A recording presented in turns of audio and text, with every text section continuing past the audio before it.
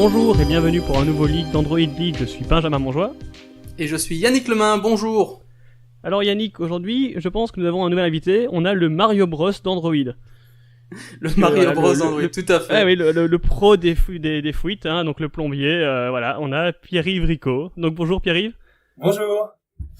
Ouais, j'attendais pas la vanne en fait. Ok, c'est vrai, je suis le Mario Bros des fuites, c'est exactement ça. D'Android, ouais. Merci de m'inviter. Pierre-Yves, moi je tiens à dire quand même un grand merci de participer, ça fait vraiment très très plaisir. Tu es notre, comme Stéphane nous a dit précédemment, tu seras notre deuxième poireau, parce qu'il a décidé de traduire leak par poireau. C'est pas la même orthographe, mais je trouve que c'est marrant et ça reste. Donc tu es le deuxième poireau. Félicitations. Merci. Et donc on va commencer très fort. Est-ce que tu peux nous donner un petit peu, est-ce que tu peux te présenter d'ailleurs, qui es-tu, d'où viens-tu, que fais-tu, tout ça. Ok. Je m'appelle Pierre-Yves Rico. Les gens ici m'appellent PY. Je bosse à Square à San Francisco et je fais de l'Android depuis 2009 et puis j'ai fait plein de petits trucs, mais ces derniers temps je bosse sur les API Android pour Square en fait. On expose des API pour des développeurs externes. Voilà, et donc je suis l'auteur de deux librairies qui ont plus ou moins de succès, Leak Canary et Android Annotations. Avant ça, c'était dans un autre siècle. Voilà. Alors tu es un peu modeste parce que alors t'as quand même aussi d'autres librairies. Tu fais beaucoup d'open source, notamment t'as fait French Toast. Alors je pense que c'est peut-être plus une blague. T'as fait aussi Fragnum. Oui, histoire de bien embêter Colt McElnich. Ouais. Et du coup, voilà, donc, enfin, comme tu fais pas mal d'open source, est-ce que avant de rentrer dans le sujet d'un peu toutes ces librairies, etc., est-ce que tu peux nous dire qu'est-ce qui te plaît dans l'open source?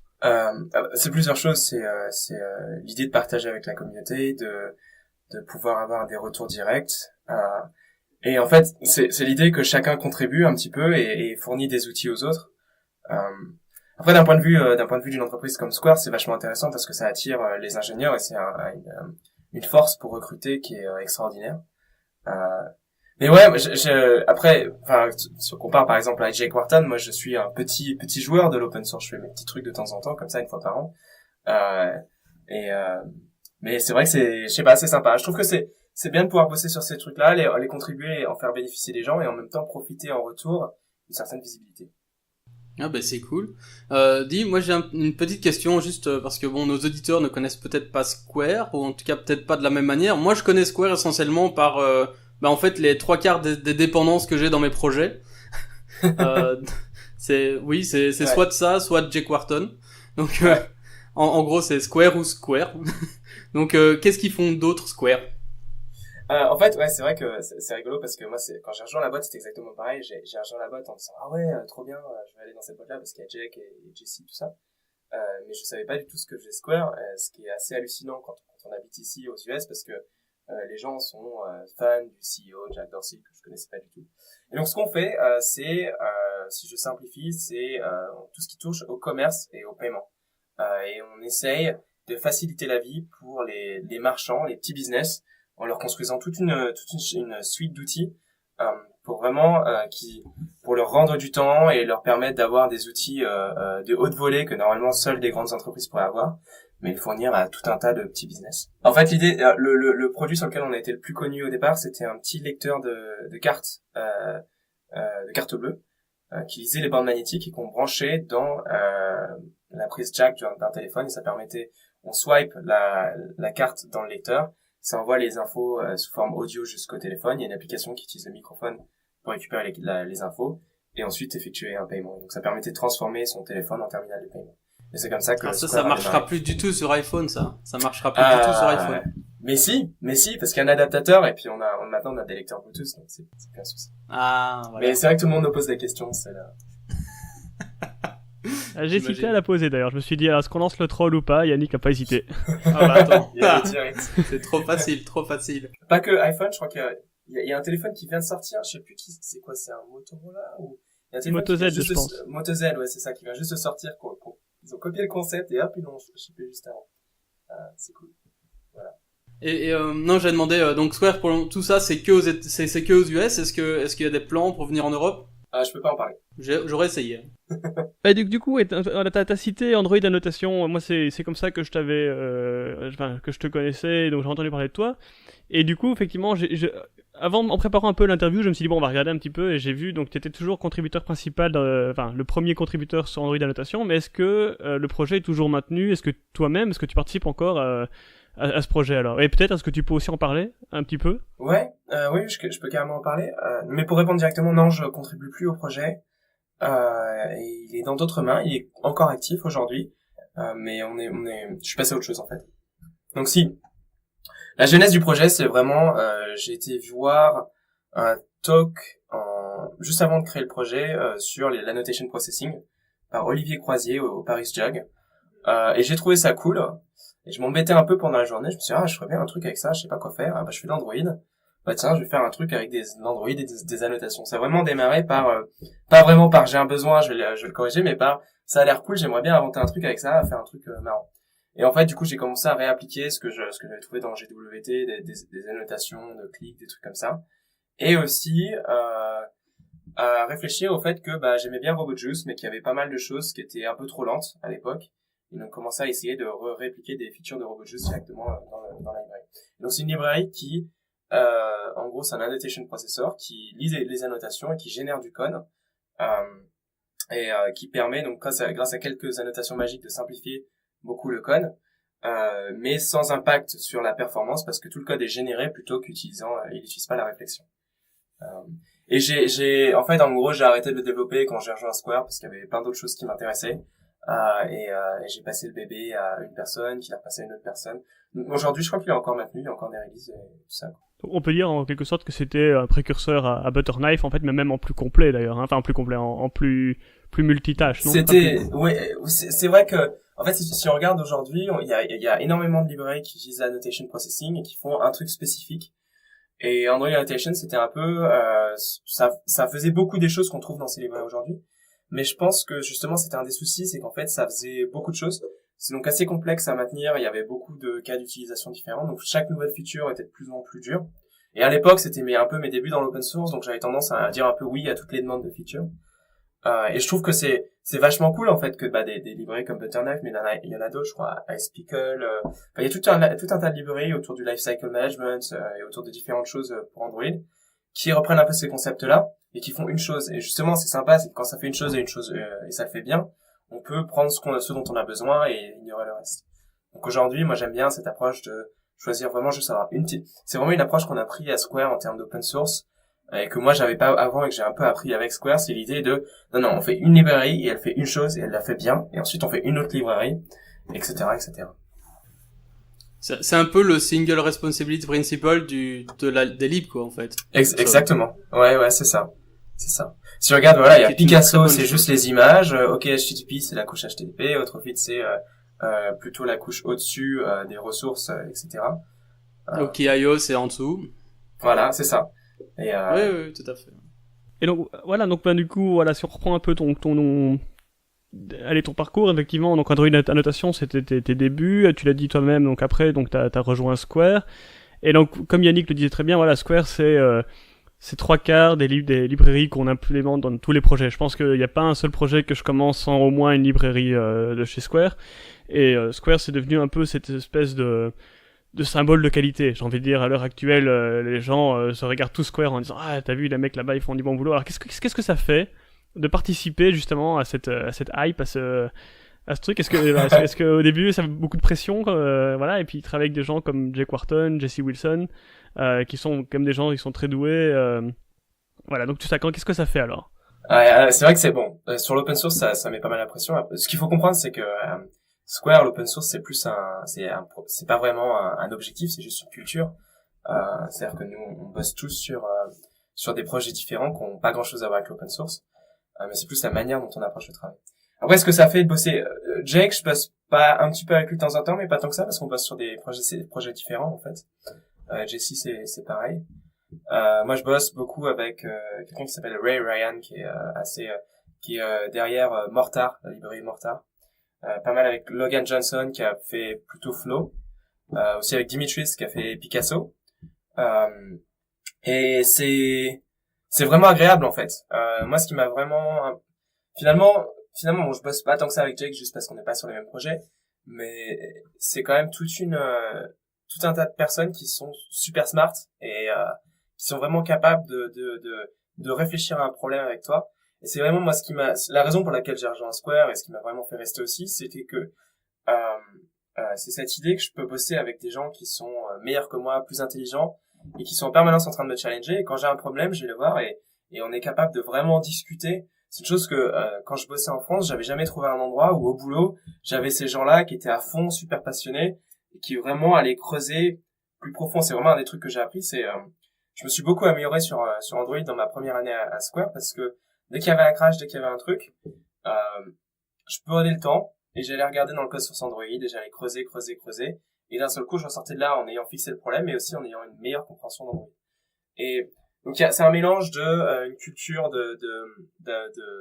d'ingénierie qui est plutôt haut niveau et de dire bon des fois il faut faire des choix mais de dire on préfère faire de la qualité et passer le temps de bien faire les choses et le fait de bosser avec des mecs qui sont super bons et qui sont vraiment capables de bosser avec toi sur un problème. Je me souviens les Canaries avant de le réaliser en réalité je l'ai construit dans la codebase de Square Register, qui est une de nos applis. Et d'ailleurs, c'est notre politique sur l'open source. On fait pas trop. C'est rare qu'on fasse des librairies de zéro comme ça en open source. En général, on commence à avoir un besoin dans l'appli. On commence à former du code. Ça forme plus ou moins un module Gradle. On commence à isoler et après on se dit tiens, on va essayer d'open sourcer ça et on nettoie. Et donc pour les Canaries, j'avais commencé à faire ça et j'étais très content de ce que j'avais fait. Je me souviens d'en avoir parlé à Jesse et il m'a pris, donc il est au Canada, donc on a fait un hangout pendant une demi-heure. Et en une demi-heure, il m'a tout retourné, quoi. Il était pas tellement passionné par ce dont on parlait. Moi, j'allais juste shipper un bout de code et ensuite fallait construire les 3/4 du truc. Et non, faut qu'il y ait une ligne de code, faut qu'il y ait une UI, faut qu'il y ait ceci, faut qu'il y ait cela. Et puis on a complètement transformé le truc. Je l'aurais jamais fait si j'avais pas eu Jesse Wilson, mais je pense que le résultat est beaucoup meilleur aujourd'hui, bien meilleur aujourd'hui grâce à lui. Cool, mais ça a l'air d'être vraiment le paradis du passionné en fait. Mm-hmm. Ouais. J'ai l'impression. Vous engagez en Belgique? Il peut pas dire. Il peut pas parler. Non. Par contre, on peut sponsoriser des visas. Donc ça je sais que c'est compliqué de venir bosser aux US, mais s'il y en a qui sont intéressés, on fait, en gros, il y a les visas H1B et on recrute les gens passionnés qui nous contactent. Ça se fait pas toujours, c'est compliqué, etc. Mais moi, c'est comme ça que je suis venu. À la base, j'étais en France et voilà. Alors là, pour les auditeurs, postulez avec le code Android League Podcast. Vous n'avez pas plus de chances d'être embauché, mais ça nous fait de la pub. Voilà. C'est vrai que c'est un truc qu'on connaît pas trop. Alors, je sais pas pour la Belgique, je connais un peu le marché français de l'embauche et les recrutements en France, moi quand je passais des interviews, etc., c'est tu parles bien, tu balances des technos, t'expliques des trucs comme ça vite fait, pof, c'est bon quoi. Ici c'est beaucoup plus compliqué et c'est beaucoup plus objectif, je suppose. Là j'ai fait des guillemets dans les airs en même temps que je parlais, parce que c'est cette idée que c'est un peu comme Google. Il y a tu passes une journée complète d'entretien avec 4 entretiens de code sur une machine, avec quelqu'un à côté de Square qui te pose des petits problèmes d'algo et puis qui augmente en complexité au fur et à mesure. Et donc c'est beaucoup plus technique que ce que j'ai pu faire moi en France. Mais je le recommande quand même parce que c'est vraiment c'est super quoi. Si vous avez l'occasion de venir bosser, que ce soit pour un Google, un Square, un Facebook ou autre, il faut le faire quoi. Mais ça me terrifie, moi. Mais c'est vrai qu'en Belgique, c'est assez similaire qu'en France. Je pense c'est relativement rare qu'on ait des problèmes assez gigantesques à résoudre. Mais j'avoue que moi, devoir passer ce genre de test, ça me fait vraiment peur, sincèrement. La réalité, c'est que c'est du bachotage. En fait, c'est comme une prépa ou ce genre de choses. Il faut prendre un bouquin, se le coltiner et bosser, et après ça se passe bien. Mais c'est vrai que si les entretiens en France, moi j'arrivais les mains dans les poches et ça se passait bien. Et là, ce type d'entretien, on peut pas faire ça, quoi. Il faut toujours bosser, quoi. Ouais. Ouais, c'est une bonne chose, hein, c'est clair, mais ouais, vraiment, c'est vraiment la peur de la remise en question gigantesque, quoi. T'as l'impression d'être capable et puis après tu te prends une méga tarte dans la figure et tu te dis ah ouais, donc en fait il y a tout ça derrière que j'imaginais même pas. C'est ce qui m'est arrivé, hein. J'ai fait une interview chez Google 6 mois avant faire une interview chez Square à Paris, et je me suis pris une grosse tarte.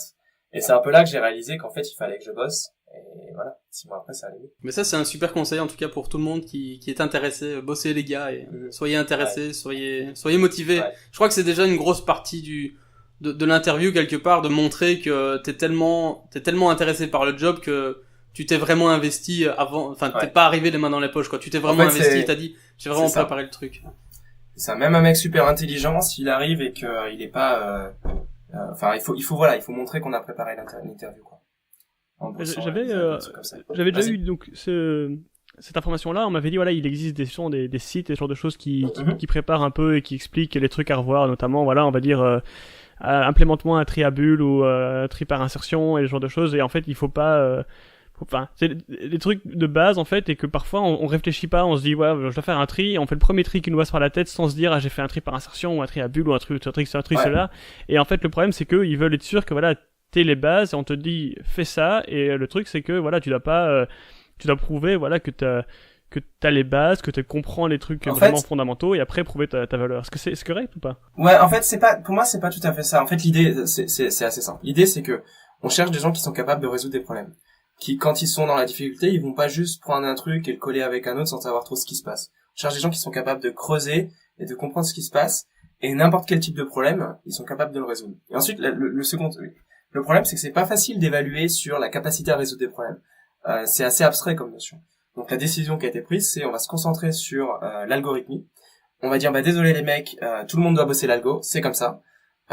Et ensuite, une fois que tu as acquis ces bases d'algo, la partie vraiment intéressante de l'interview, c'est ok, tout le monde connaît les bases d'algo, comment tu résous des problèmes. Et il s'agit jamais de dire est-ce que tu connais tel algo magique, est-ce que tu connais on touche un peu à la complexité tout ça, mais pas vraiment. Mais c'est plus une fois que tu connais, tu sais comment une HMAP est implémentée, les array lists, linked lists, les arbres et les graphes, en gros, t'as couvert à peu près tout le sujet. Et ensuite, on te présente un problème qui est plus ou moins unique. Et là, tu dis oui, tiens, attends, ça pourrait sûrement être résolu avec un graphe, et peut-être que chaque nœud, en fait, il y a une map, et donc voilà, et tu commences à réfléchir à ça. Et là, tu réutilises tous ces concepts. Et ce qu'on cherche vraiment, c'est, en fait, derrière, c'est un peu bizarre parce que je sais qu'un des arguments qu'on avance contre ça, c'est, oui, mais dans la vie de tous les jours, tu te sers jamais de ces algos. Et c'est plus ou moins vrai, même si par exemple pour les canaries, je me suis retrouvé à faire des graphes et des trucs comme ça, le truc, voilà, donc ça aide. Hein. C'est plus ou moins vrai, mais par contre, c'est pas le principe. Le principe, c'est vraiment de voir comment tu résous des problèmes et comment tu interagis avec quelqu'un quand t'es en train de résoudre des problèmes. Et si jamais t'as été bloqué, on te file un petit coup de main, comment tu prends les indices, etc.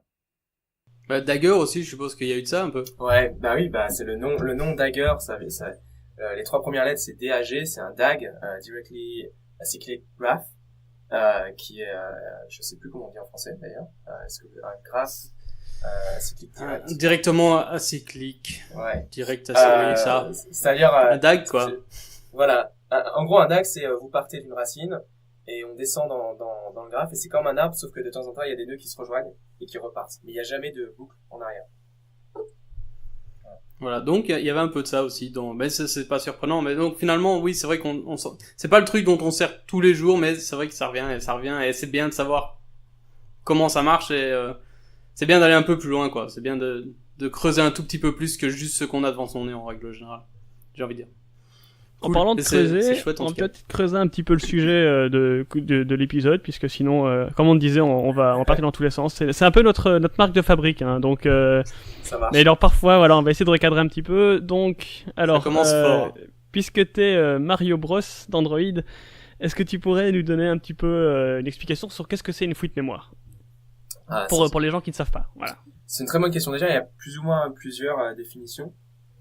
Pour les gens qui ont un background en C, en système, une fuite mémoire, ça va être un endroit qui a pas été finalement un endroit de la mémoire qui a pas été réalisé et qu'on peut plus accéder, auquel on peut plus accéder. Dans le monde Java, c'est un peu différent. En fait, quand on parle de fuite mémoire, on parle plus de fuite de référence. Et c'est l'idée que il y a des objets dont on n'a plus vraiment besoin dans l'application, dont on sert plus, mais ils vont pas pouvoir être garbage collectés parce que il y a d'autres objets qui gardent des références vers ces objets. Et donc l'exemple typique d'Android, c'est une activité, elle a onCreate et onDestroy. Après Undestroy, l'activité elle fait plus rien, mais elle garde quand même des références vers sa hiérarchie de vues qui contiennent des bitmaps et tout un tas de choses. Donc finalement, l'activité maintient en mémoire tout un tas de choses et finalement pas mal de mémoire parce que tous ces bitmaps ils coûtent cher, etc. Et si je mets mon activité dans un champ statique, alors cette activité va jamais être garbage collectée, nettoyée, et donc là j'ai une fuite mémoire. Et alors après il y a une petite il y a aussi des précisions à faire sur une fuite mémoire, c'est pas forcément pour toujours. C'est-à-dire qu'il y a des gens qui disent ah ouais mais si à un moment tu arrives à nettoyer cette référence, alors c'est bon, c'est pas une fuite mémoire. Et pour moi la fuite mémoire c'est à partir du moment où un truc n'est plus nécessaire, mais que pour une certaine période de temps, qui peut être infinie, pour une certaine période de temps, elle est gardée en mémoire parce qu'il y a des références qui l'empêchent d'être garbage collectée, alors c'est une fuite mémoire. D'accord. Oui, mais c'est une vraie bonne distinction. C'est vrai que tu pourrais avoir besoin de ce bout de mémoire à ce moment-là, même s'il va se libérer un jour. Ouais. Tu peux en avoir besoin là tout de suite, et si t'en as besoin là tout de suite, tu te retrouves un petit peu dans... C'est exactement ça. Ouais. Surtout sur des systèmes comme Android, effectivement, la mémoire est quand même très très rare, et donc dans un bête exemple, j'avais eu une fuite mémoire sur une activité avec un Google Maps dedans, et le problème c'est que même si la fuite mémoire durait, je pense, 2 secondes maximum, parce que c'était un timeout en fait que j'avais mal géré, le fait que si on prenait le téléphone et qu'on le retournait une fois, qu'on le retournait une deuxième fois, ça crachait out of memory tout de suite, parce que c'était même si c'était que 2 secondes en fait, mais sur les 2 secondes on avait le temps de retourner le téléphone. Donc voilà, comme tu dis, effectivement, une fuite mémoire, même si elle n'est pas infinie, ça reste une fuite mémoire. Du coup, par rapport à ça, est-ce que, en fait, donc, Leak Canary, quel a été le temps estimé pour une fuite mémoire? Alors, comment est-ce que tu estimes, en fait, un peu ça? Oh, alors là, c'est complètement doigt mouillé. C'est jolie expression. Non, mais c'est vrai. En réalité, donc, le principe de les canaries, c'est qu'on garde une référence, une weak reference, une référence faible vers les objets qu'on traque, en l'occurrence les activités. Ensuite, on fait ça à partir du moment où elles ont été destroy. Dans un destroy, en gros, on dit, je vais garder une référence vers l'activité, mais une weak reference. Et le principe de la weak reference, c'est que, elle va garder la référence uniquement si, il y a d'autres références fortes vers cette activité. Donc, grâce à ça, ça nous permet ensuite d'attendre un petit peu et de regarder la weak reference. Et si elle est nettoyée, si elle a plus de référence vers l'activité, ça veut dire qu'il y avait plus rien et que le garbage collector est passé. Mais si elle a toujours une référence vers l'activité, soit ça veut dire qu'il y a un leak, soit il n'y a pas de leak, mais c'est juste que le garbage collector avait la flemme. Donc on est passé aujourd'hui, non mais c'est vrai, il n'y a pas de vrai. Donc, c'est assez comique de dire, le garbage, il en avait marre, il regardait la télé, et puis il avait autre chose à foutre que de faire son boulot. Voilà, c'est ça. Donc c'est pour ça que dans les canaries, en fait, il y a plusieurs choses. La première chose, c'est qu'on attend 5 secondes. Encore une fois, ça c'est complètement doigt mouillé, ça avait l'air d'être une bonne valeur. C'est configurable, par ailleurs. Mais c'est vrai que c'était un peu, je sais pas du tout. Et l'autre chose, c'est que, une fois qu'on a détecté qu'une weak reference n'a pas été nettoyée, on fait un appel à system.gc et ainsi qu'au finalizer, qui sont des choses qui sont pas forcément considérées comme à faire de manière générale. Il faut pas appeler system.gc dans votre code en se disant que ça va résoudre vos problèmes de mémoire. Mais en l'occurrence, on essaye de donner un petit coup de démarrage au GC pour qu'il fasse son boulot. Je crois qu'il y a même un thread.sleep pour attendre un petit peu qu'il fasse son boulot. Ensuite, on essaye d'appeler les finalizers. Et en gros, c'est l'idée que ça devrait kicker le GC et ensuite on vérifie si la référence est toujours là. Il y a toujours une chance que ce soit pas vraiment un leak et c'est juste que le GC a la flemme, mais c'est quand même il y a moins de chance quand même. Et donc du coup, à partir de ce moment-là, on fait un heap dump, c'est-à-dire finalement une copie de la mémoire. On le met dans un fichier. Et on va lire ce fichier pour analyser la mémoire et comprendre pourquoi l'objet n'était pas garbage collecté. Je sais plus si j'ai répondu à ta question, là, j'ai beaucoup parlé. Ouais, c'est en fait, tu as répondu à la question et les suivantes, plus ou moins. Du coup, alors, attends, j'essaye de reprendre un petit peu le fil de ma pensée. Ouais, donc voilà, il me semble que tu disais que Leak Canary avait été créé à la base dans le code source de Register, et puis qu'ensuite ça avait été sorti. Est-ce qu'à la base c'était créé en se disant je fais un peu de la R&D ou donc recherche et développement, est-ce que j'essaye d'améliorer l'application, ou est-ce que c'était vraiment d'un besoin? C'était vraiment un besoin en fait. c'est assez rigolo parce que en gros, ce qui s'est passé, c'est qu'un jour, on s'est réveillé, on avait plein d'out of memory error. Je sais plus, on a eu 1 ou 2 releases comme ça, où en gros, sur chaque release, on traque le nombre de crashs, et on avait commencé à fixer vraiment beaucoup de crashs, et notre top crasher, c'était out of memory error. Donc, on commençait à regarder ça, et ça arrivait toujours au même endroit sur la page de signature, l'écran de signature où tu signes avec ton doigt, donc c'est un gros bitmap. Et donc, on a commencé à dire, faut qu'on optimise le bitmap, qu'on réduise le nombre l'impact mémoire du bitmap, etc. Et puis ça m'a pris on a fait des releases comme ça changeait rien, ça corrigeait pas vraiment le problème. Et j'ai mis du temps à réaliser, non mais en fait le problème c'est qu'on a des fuites de mémoire. Et donc là, moi je savais utiliser Math, qui est un outil Eclipse pour faire un heap dump à la main et analyser. Mais si tu fais ça à n'importe quel moment, tu trouves rien. Donc la première étape, ça a été de mettre en place ce petit mécanisme en dev qui permettait de suivre les activités et d'envoyer une notification en disant cette activité n'a pas été garbage collectée. Puis après je commençais à faire le truc à la main. Puis après je dis attends, dans Android tu peux demander à faire un heap dump. Donc j'ai rajouté ça au-dessus dedans. Et pendant longtemps c'était tout ce que ça faisait, c'est-à-dire qu'en gros ça faisait un heap dump, ça le mettait sur la SD card et ensuite il fallait aller le chercher et l'analyser à la main. Et puis à un moment c'est là où j'ai réalisé non mais en fait je fais toujours la même chose et donc ça pourrait être du code parce que j'ai quand même un peu la flemme de faire toujours ça. Et c'est là que le Canary est né. Alors au départ je l'avais appelé Memory Diaper, qui veut dire en gros la couche de bébé des mémoires, parce que c'était pour attraper les fuites quoi. Mais et j'avais même un petit icône de couche assez sympa. Mais on m'a recommandé de changer le nom, que c'était pas forcément très cool pour l'open source. Donc on a trouvé les Canaries, c'est un pote qui a trouvé ça et je trouvais ça pas mal. Et donc c'est les Canaries, ça fait référence aux Canaries des mines, je suppose. C'est ça. Alors le canari en fait les canaries étaient utilisés dans les mines pour détecter les fuites de gaz, parce que dès qu'il y avait une fuite de gaz, le canari était la première chose qui mourrait. Et donc le canari crève et donc on sait qu'il faut se casser parce qu'il y a une fuite de gaz, ça va exploser. Alors disclaimer, aucun canari n'a été tué dans l'élaboration de cette librairie. Voilà, non, on n'a pas de canari. Une autre petite histoire marrante, c'est que le logo de Lead Canary a été fait par Romain Guy. Au tout départ, en fait, ce qui s'est passé, c'est qu'au départ, quand j'ai fait le truc, j'ai été chercher Canary sur Google Images. J'ai pris la première photo qui passait, j'ai fait un détourage un peu grossier. C'était pas, et puis j'en ai fait une image comme ça. Et puis c'était pas très très joli, c'était tout pixelisé. Et le même jour, il y a Romain qui m'a envoyé l'icône qu'on a actuellement en fait. Et il y a Jesse Wilson qui m'en a envoyé un autre. Les deux ils sont réveillés le même jour. Je me suis dit oh là là, les mecs les plus influents de la communauté Android qui m'envoient des images. Ok. Et c'était cool, mais j'ai fini par choisir celui de Romain parce qu'il était celui de Jesse était un peu triste et je préférais celui de Romain, il était plus joyeux. Et depuis Jesse te parle plus quoi, c'est ça? Ah voilà, non. Communication. Ah mais alors, c'est est-ce qu'il excellent. existe d'autres librairies que Lead Canary qui fait ça, ou est-ce que t'étais vraiment le premier et le seul sur la brèche? Sur la brèche, j'ai même bien choisi comme mot en fait.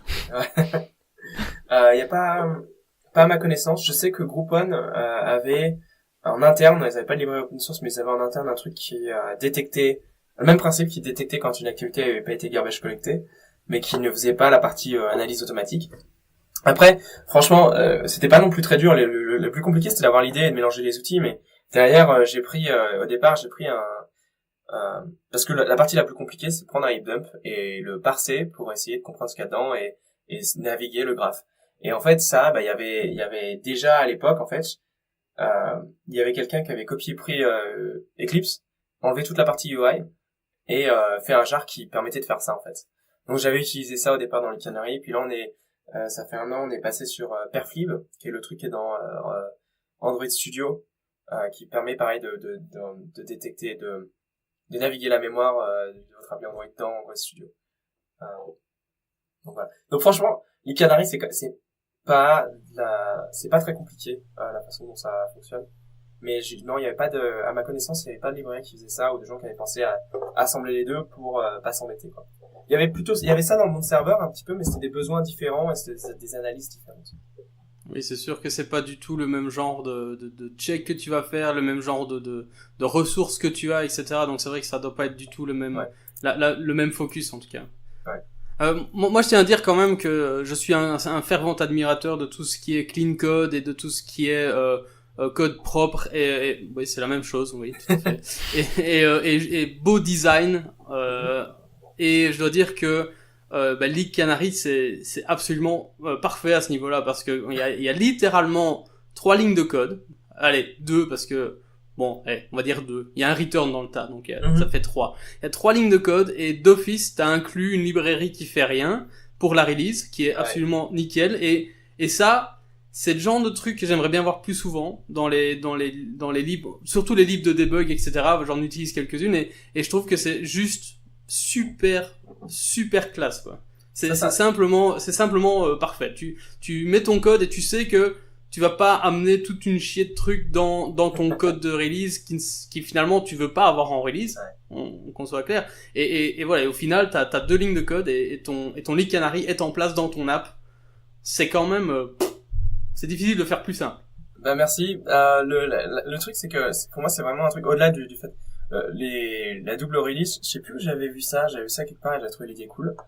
Mais le fait d'avoir du clean code, c'est vraiment un truc qui, je pense, c'est un peu une des différences des librairies Square par rapport, en tout cas, une grande partie des librairies Square par rapport à ce que la plupart des gens font, c'est qu'on passe vraiment beaucoup de temps à réfléchir comment ça peut être vraiment facile à utiliser. Pour moi, par exemple, Picasso, c'était aussi vraiment ça, la puissance de Picasso, c'était que t'avais pas besoin de maintenir des objets dans des coins, t'avais pas besoin de faire tout un tas de trucs. C'était un appel statique, Picasso.with, tu passes un contexte, load into, pap, image, boom boom, c'est fini, quoi. Et la magie de ça, quand c'était tellement compliqué avant, c'est vraiment faire une librairie qui fait quelque chose, mais aussi essayer d'avoir une API qui soit le plus simple possible. On passe beaucoup de temps à réfléchir à ça. Et ça, franchement, ça se ressent, déjà, et c'est, et d'ailleurs un grand merci pour ça, parce que j'estime que ça fait clairement la différence entre une librairie que je vais utiliser et une librairie que je vais essayer de, je sais pas, améliorer probablement. Mais je vois par exemple, chez mon client actuel, on doit utiliser un SDK externe d'une société française que je ne nommerai pas, bien que j'ai vraiment très envie. Et leur API est abominable. Et c'est abominable dans tous les sens possibles. Ça renvoie des array lists, par exemple. Ça c'est un truc qui m'irrite. Ça renvoie aussi, pour plein de fonctions qui renvoient rien, il renvoie des void avec un V majuscule. Donc il renvoie des nuls, essentiellement. Pourquoi, je ne sais pas. Et il y a toute une série de choses. Et par exemple, il faut activer le truc. Et pour activer le truc, tu dois appeler à la suite trois méthodes. Pourquoi est-ce qu'ils l'ont pas concaténé en une seule, je ne sais pas. Donc, enfin, il y a toute une série de choses comme ça qui, au bout d'un moment, c'est juste super énervant et ça rend ton code à toi dégueulasse, alors que ils auraient pu faire le travail en amont. Et quand moi j'utilise une librairie Square, c'est jamais le cas. C'est toujours relativement self-explanatory. C'est comme ça qu'on dit en français. Si. C'est extrêmement simple. C'est extrêmement simple à utiliser. C'est extrêmement simple à comprendre. Et en plus de ça, le bonus, c'est que c'est très modulaire souvent, et donc il y a toujours moyen de faire vraiment beaucoup sans le savoir. Je prends OKHTTP qui est une de mes librairies préférées. Bah, tu veux rajouter du login dans ta couche réseau, bah c'est une ligne de code. C'est magique. Ça, c'est génial. Ouais, je suis assez d'accord. Il y a un truc qui en fait qui est important, c'est que, enfin moi la façon dont j'approche ça, c'est que c'est très compliqué de faire la bonne API du premier coup. En réalité, tant que t'as besoin d'utiliser une API pour savoir ce qui va et ce qui va pas avec. Donc quand on fait ce genre de choses, ce qu'on fait en fait, c'est qu'on commence à écrire un truc qui va bien. Et on itère beaucoup dessus, on continue de réfléchir, mais là, attends, là, il y a une ligne de trop, là, on peut faire ça, là, on peut faire plus simple. Et donc c'est vraiment cette itération qui est, on réfléchit, on va faire une librairie qui est utile, donc on bosse là-dessus. Ok, on a fini. Ouais, mais on ship pas. Parce que maintenant, on va réfléchir à tout ce qu'on peut simplifier pour vraiment la rendre... Tu vois, la librairie que tu utilises chez ton client, je pense que ça veut pas dire qu'elle est mauvaise, mais il pourrait juste faire une itération de plus et enlever un paquet de méthodes, simplifier des choses. Et après, il y a vraiment cette idée que c'est du clean code, c'est l'idée d'isoler des composants qui font des choses spécifiques, proposer une API super clean avec très peu de choses pour démarrer, mais avec la possibilité, sinon, de passer à côté et d'utiliser directement les composants et les configurer comme tu veux. Et donc d'avoir un peu cette flexibilité quand tu veux aller dans des choses très avancées, mais la capacité à démarrer vraiment en 2 secondes. Ça pour moi c'est hyper important. Mais ça, je pense que t'as raison. Hein, je pense que, mais c'est le cas de beaucoup de librairies. Ils pourraient juste faire une itération supplémentaire ou prendre un petit peu plus de temps pour réfléchir à tous ces problèmes-là.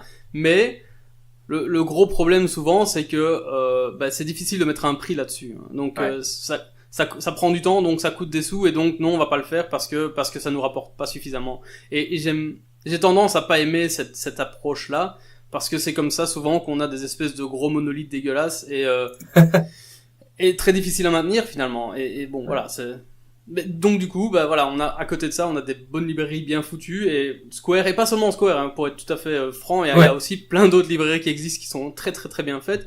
Et voilà, ces librairies-là, c'est un plaisir à utiliser, c'est un plaisir à découvrir, parce que il y a toujours un petit peu des trucs cachés. Bon, sauf League Canary. Enfin, si, League Canary, on découvre aussi de temps en temps quand il y a une petite notification qui s'affiche et qui dit, ah non, celle-là, je veux pas la voir. Ça veut dire que j'ai une fuite de mémoire. Non, ça va pas. Mais tu découvres aussi des trucs. Genre, la première fois que j'ai vu, en fait, la toute première fois que j'ai utilisé la League Canary, j'avais pas compris qu'il y avait une interface qui te montrait tout l'espèce de graphe là de d'où vient ton truc. Et donc du coup, quand j'ai vu ce truc, j'ai dit, mais c'est un virus ou quoi? C'est quoi ce truc? Et puis après je regarde, ah oui, carrément quoi, quand même. Et ça c'est une bonne surprise quelque part. Ah ouais. Ouais. Waouh, juste waouh. Donc ouais, ça fait plaisir de voir ce genre de truc, ce genre de bonnes surprises, comparé à d'autres qui, elles, s'arrêtent trop tôt et devraient peut-être aller encore un petit peu plus loin et faire un cran mieux. Donc je dirais, un des plus beaux compliments qu'on vous ait fait, c'est en fait le fait que tout le monde vous copie. Si on prend Picasso, donc qui était un des premiers à avoir utilisé ce principe de builder pour changer les images, en fait il a été copié par la suite, notamment je pense à Glide qui prend le même principe. Alors je sais pas si vous en copiez, hein, peut-être qu'ils étaient en parallèle à train de le faire, mais en tout cas Picasso était le premier à ma connaissance, et c'est pas la seule librairie qui a copié ce que Square fait, donc c'est quand même, je pense que c'est déjà une preuve justement de... Ouais. Et je trouve que c'est plutôt une bonne chose. La façon dont je regarde ces choses-là, c'est parce que les gens copient des patterns, mais c'est plutôt une bonne chose. Si on peut aider des gens à faire à transformer la manière dont ils codent et à trouver des bonnes idées et à les réutiliser, c'est-à-dire que toute la communauté en bénéficie. Donc pour moi c'est super qu'il y ait Glide. Voilà, je continue d'utiliser Picasso, mais et ça me va, le machin.wiz, il y a Fabric aussi qui fait ça. Bon alors Fabric c'est pas vraiment open source, plus ou moins. Et puis on pourrait discuter sur est-ce que le pattern qu'ils ont utilisé est idéal ou pas pour ça. Mais c'est rigolo quoi. Il y a eu Picasso qui a fait Picasso.wiz et d'un seul coup tout le monde fait machin.wiz. Alors des fois c'est vraiment bien, des fois tu te demandes si c'est juste parce que c'est cool. Mais dans l'ensemble je trouve que c'est justement ça qui est intéressant, c'est quand quelqu'un fait quelque chose et qu'on reprend l'idée et qu'on la fait un peu différemment, etc. Mais justement, tiens, moi j'ai eu une discussion relativement chaude, enfin pas chaude, non c'est pas le heated up conversation, une conversation assez engagée, je vais dire, sur le houleuse, ok, c'est très bien houleuse, c'est super, merci. Donc voilà, j'avais une conversation assez houleuse avec quelqu'un d'autre. On parlait justement dans OKHTTP, si je me trompe pas. Plutôt que d'utiliser le pattern des JavaBeans, donc avec les getters et setters qui sont get machin, get truc et set truc, dans OKHTTP, c'est plutôt juste machin qui va soit te renvoyer, soit te le prendre si tu mets le paramètre. Ouais. Moi, je trouve ce pattern assez clean, vraiment super propre, et ça me parle beaucoup. Mais par contre, il y en a d'autres qui sont très Java old school, tu vois. Et voilà, qu'est-ce que tu penses de ça? C'est rigolo parce que Java old school, c'est pour le coup, c'est le builder pattern de Josh Bloch. C'est effectif Java, donc c'est très old school déjà. Je sais pas, c'est quoi, c'est 2000 peut-être. Ouais, je pense bien. Donc oui, moi je trouve que c'est sympa parce que c'est des flux de patterns naturels où c'est des flux API où tu tapes le nom de la méthode et juste tu passes le truc en parenthèse. Et je suis assez d'accord. Alors après c'est compliqué de dire ouais non mais set et get c'est mieux ou machin c'est mieux. Moi j'aime bien, je trouve ça plus naturel parce qu'en fait c'est tout simple. Get et set c'est du bruit qui n'ajoute pas grand chose et pourquoi est-ce qu'on mettrait pas Toto ou Foobar au début, pourquoi est-ce qu'on met set? Bon c'est mais après c'est plus je pense que là on rentre un peu dans le domaine de l'opinion subjective, le fait de nommer ces méthodes suivant on peut éternellement faire des des arguments pendant très longtemps là-dessus. Moi, je sais que je préfère ça et j'essaye toujours d'avoir une approche un peu builder, fluide, avec, comme tu disais, où c'est juste le nom du champ que le nom de la méthode. Mais ouais. Après, je vais pas en vouloir beaucoup à quelqu'un qui fait pas ça, quoi. C'est pas grave. Mais j'entends bien l'argument qui était, ben voilà, sur par exemple si tu fais une app serveur Java, tu utilises Spring, ce genre de choses, ben pendant tout un temps, t'étais obligé de suivre le pattern Java Bean parce que sinon, ben il reconnaissait pas les champs, etc. C'est vrai, c'est plus le cas aujourd'hui, je crois. Et c'est vrai que ça fait un moment en fait que c'est plus le cas. Ça fait longtemps depuis les annotations, pardon. Je crois que c'est même plus nécessaire. Ça va m'amener à un autre sujet, exactement la même chose, un des trucs qui me titille à chaque fois, c'est les champs qui commencent par N. Machin, etc. Oh oui, ayons cette conversation, s'il te plaît. Alors, pour ou contre la notation hongroise, s'il vous plaît. Je sais même pas. Il y a un hongrois là-dedans. Oui, c'est comme ça que ça s'appelle, je pense. Pour moi, c'est effectivement, si je me trompe pas, c'est une notation en gros qui vient du monde du C++, qui vient du temps où t'avais pas d'IDE. Donc en gros, pour savoir ce qu'une variable était, c'était pratique. Tu mettais M pour my ou member. Donc tu savais que c'était un champ, S pour statique, etc. Et donc ça, c'est pratique parce que visuellement, ça t'aidait à comprendre le champ et la portée de cette variable. Le truc, c'est que on est en 2016, on a un IDE qui met de la couleur, et donc on n'a pas besoin de ça, on sait immédiatement ce que c'est comme type de variable. Et la seule raison pour laquelle on fait ça, c'est parce que Android fait ça. Et Android fait ça, pourquoi? Parce que quand ils ont démarré, les mecs, c'était des gars qui faisaient du C. Ils ont dit tiens, on va faire du Java, mais ils ont écrit leur Java comme du C. Et ensuite, après, le truc, c'est que tu peux pas commencer, il faut choisir un style de code et l'appliquer partout, quoi. Tu peux pas commencer à changer de code au milieu. Donc, tout Android est fait comme ça. Et c'est très bien. Pas de souci. Par contre, il y a aucune raison pour que des librairies ou du code, qui n'est pas dans Android, suivent ces pratiques-là, quoi. Si t'écris ton propre code, autant qu'il soit propre et qu'il soit en 2016 et pas en 90, quoi, tu vois. En tout cas, c'est ma vision des choses, pour le coup. Non, mais je la partage. Pour la petite histoire, on a eu une petite, on s'est un petit peu, pas vraiment tapé sur la gueule, mais presque dans un épisode précédent, Benjamin et moi, parce que Benjamin aime bien la notation comme ça. Voilà, mais en fait, je te renvoie à l'épisode 2. D'accord. Du podcast. Je vais l'écouter. En fait, le truc, c'est que je vais pas revenir dans les détails, mais personnellement, moi, ne me dérange pas, en fait. Je comprends qu'elle soit pas forcément utile, mais je trouve qu'elle a son utilité parfois, et que pour certains raccourcis dans l'IDE, parce que voilà, si je lui dis dans mon IDE que je veux que ça commence par un M, quand je fais Alt Enter, il va d'office créer un fil sans me faire un local en premier, genre de choses. Des petits détails, hein, mais des trucs comme ça qui vont m'aider. Et donc, comme ça me dérange pas, moi je préfère le laisser. Et ça m'aide aussi dans, je te renvoie à l'épisode 2 pour le truc complet. Mais donc, après, c'est ce que je disais aussi, hein, donc, et je pense que tu l'as très bien répété, c'est super important de se mettre d'accord à partir du moment où le projet est comme ça, il faut pas que chacun décide moi je vais mettre un M et puis l'autre dit non moi je vais mettre en fait un underscore parce que je préfère mettre un underscore plutôt qu'un M, et puis il y en a un qui aime pas en mettre, et alors après ça devient le foutoir. Donc effectivement, c'était je pense la conclusion d'ailleurs à laquelle on était déjà arrivé la première fois, tout à fait, c'était ça. Hein. Si l'équipe en tant que telle s'est mise d'accord, c'est ça qui prime. Et voilà. Donc voilà.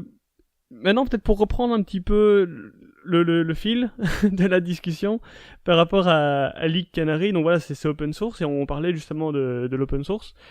Est-ce que y a des trucs sur lesquels les gens pourraient contribuer? Donc voilà, si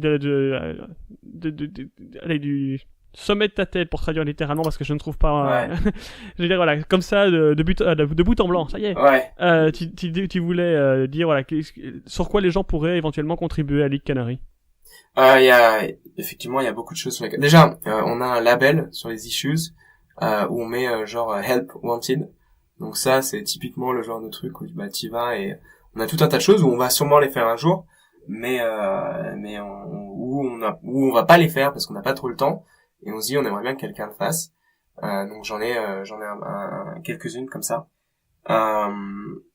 La plupart du temps, je dirais il y a tout un tas de petites features où, ce serait super cool que des gens viennent faire des pull requests. Il y en a des plus grosses où ça ferait plaisir d'avoir des contributions. mais il y a un certain coup de montée en puissance. Je pense par exemple à résoudre le problème des out of memory.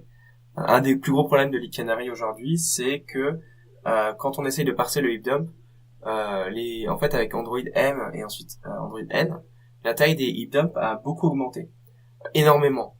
C'est passé de quelques mégas à 60 mégas, 100 mégas. Et en fait, ouais. Et donc le problème avec ça, c'est que quand on essaye en fait les parseurs de heap dump qu'on utilise ont été conçus pour des serveurs où la mémoire est plus ou moins, enfin, ou pour des machines desktop où la mémoire est plus ou moins gratuite et illimitée. Et donc il charge tout le heap dump en mémoire au moment de le lire. Et donc ça crée des soucis parce que sur Android le process, même si on utilise un process séparé, il a quand même pas tant de mémoire que ça. Et donc ça pète en out of memory. Alors, c'est un des plus gros problèmes aujourd'hui sur les Canaries. Donc on essaye de le résoudre avec différentes manières, mais un des aspects c'est d'écrire un nouveau parseur qui ne nécessite pas de tout charger en mémoire. Et j'ai un collègue qui bosse là-dessus, mais c'est le genre de truc où justement c'est beaucoup d'investissement, mais ce serait cool d'avoir des contributions. Après, tu vois, en gros, vous voudriez un parseur qui utilise OKIO en fait. Bah, c'est exactement ce qu'il est en train de regarder. Donc, ouais. Je crois que c'est un certain Jesse Wilson. Peut-être que tu le connais. Qui a écrit, ouais. c'est Jack Barton donc qui a écrit. Non, c'est Jesse. C'est Jesse. Ok. Il me semble que c'est Jesse. Après. J'avais bon la première fois. Ouais. Mais tiens, tu vois, si je regarde, en fait, là, je peux carrément regarder directement. On a un truc sur le support de Android TV. On a aussi l'idée d'écrire un sample Java, du support pour Gingerbread, et l'idée aussi d'écrire des solutions. En fait, quand tu te rends compte que t'as pas assez de mémoire pour analyser le heap dump, le truc qu'on voudrait faire, c'est te permettre de le télécharger et de faire tourner le truc sur ton desktop ou si t'es en intégration continue, de le faire par la machine d'intégration continue, ce qui permettrait de résoudre ce problème-là. Donc voilà, il y a pas ce type de contribution, mais et l'autre truc sur lequel il peut y avoir aussi pas mal besoin d'aide, parce que on n'a pas trop le temps de s'occuper de ça, c'est qu'en fait, Leak Canary, il détecte tous les leaks, donc que ce soit des leaks que vous ayez introduits ou des leaks qui sont sur le système. Et il peut pas faire la différence jusqu'à ce qu'il fait l'effet d'analyse. Donc c'est là où il y a le système ce qu'on appelle les excluded ref et l'idée que il va détecter des patterns, il va dire mais non, celui-là je le connais, c'est un leak Android. Je vais te le rapporter, mais t'es pas obligé de faire quelque chose, je te dis qu'il y a pas de souci. Et donc il y a ceux qu'on connaît déjà, mais il y a des nouveaux leaks. Alors des fois c'est aussi des leaks Samsung ou Motorola ou LG. Et donc pour cela, les gens nous les envoient, nous les partagent pour qu'on les intègre. Qu'on les intègre dans les trucs à ignorer, mais ça demande quand même du boulot d'aller rechercher quel est le bug, parce que j'ai pas envie juste de mettre des trucs à ignorer comme ça au hasard, j'ai envie de savoir, d'avoir la preuve que c'est vraiment un bug, et ensuite d'aller regarder, donc il faut aller regarder dans les sources, aller reproduire, etc. Donc ça c'est pas mal de boulot, et ça au début je le faisais, mais j'ai arrêté parce que ça prend juste beaucoup trop de temps. Je suis assez surpris de l'utilisation dans Android 2.3.6. Moi, j'avoue que j'ai arrêté en dessous de 16 depuis très longtemps. Voilà. Bah, écoute, je sais pas. Mais s'il y a des gens qui veulent l'utiliser, moi, j'ai pas envie de enfin, tant que ça demande pas de changer tout le code, pourquoi pas, mais il y a pas de souci, mais c'est juste que ça va pas être ma priorité. Oui, c'est sûr, je comprends. Mais c'est vrai que c'est bien foutu ces labels-là et c'est assez clair. Donc, pour tous nos auditeurs, nos milliers d'utilisateurs, d'auditeurs, il y en aura bien un qui va se dévouer.